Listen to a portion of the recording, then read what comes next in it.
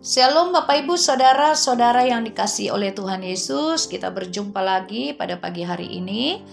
Mari sebelum kita mendengarkan firman Tuhan, kita berdoa bersama.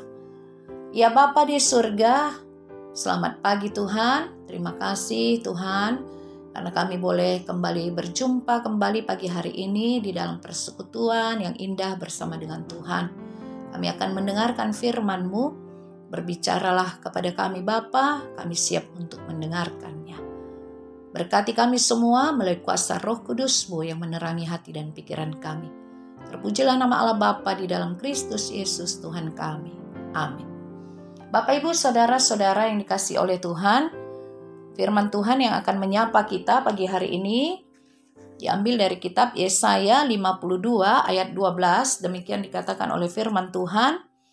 Sungguh kamu tidak akan buru-buru keluar dan tidak akan lari-lari berjalan, sebab Tuhan akan berjalan di depanmu dan Allah Israel akan menjadi penutup barisanmu. Demikian firman Tuhan.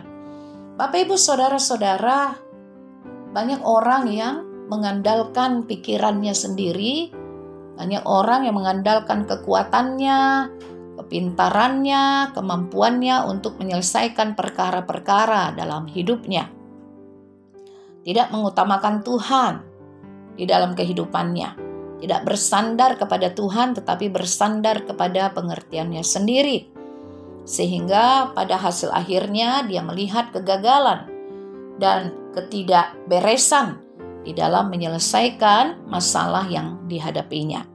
Karena dia tidak mengikut sertakan Tuhan di dalam persoalannya, pergumulannya, dan permasalahan-permasalahan yang dihadapinya. Dia menyelesaikannya dengan pikirannya sendiri. Oleh sebab itu seringkali manusia menjadi terburu-buru di dalam mengambil sebuah keputusan. Seringkali tidak tepat di dalam keputusannya karena dia berlari-lari di dalam mengambil keputusannya. Suatu kiasan yang disampaikan oleh Yesaya di sini, kamu tidak akan buru-buru keluar dan tidak akan lari-lari berjalan sebab Tuhan akan berjalan di depanmu.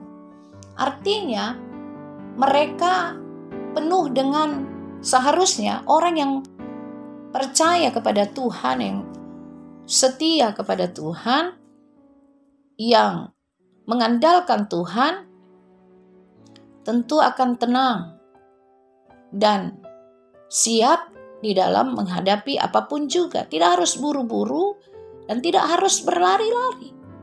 Karena Tuhan yang akan berjalan di depan kita dalam seluruh persoalan yang kita hadapi.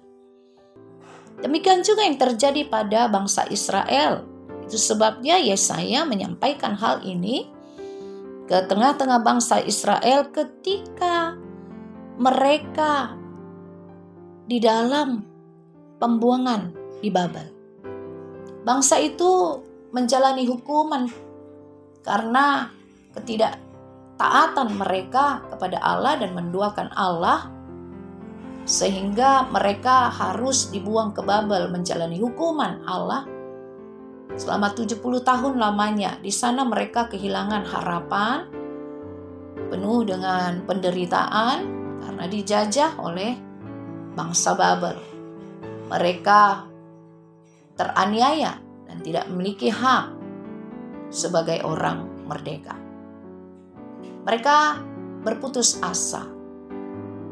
Mereka pikir tidak ada lagi jalan keluar dan tidak ada lagi keselamatan karena mereka sudah keluar dari Israel, Yerusalem, dan berada di dalam perbudakan di Babel. Puluhan tahun lamanya itu karena Tuhan menghukum umat Israel karena memberontak terhadap Tuhan dan banyak melakukan kejahatan pada waktu itu.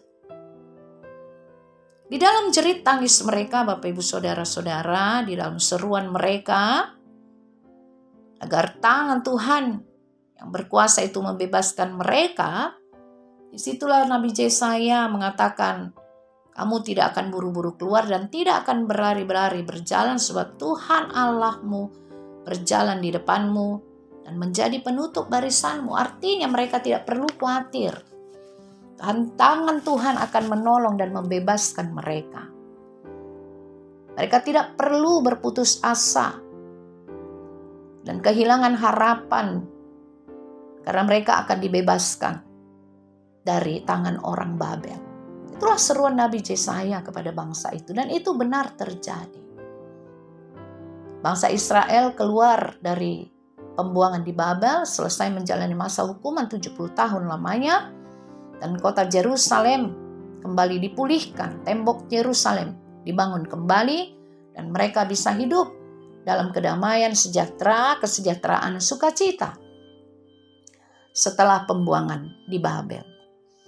Karena itu Bapak Ibu, saudara-saudara di dalam Kristus,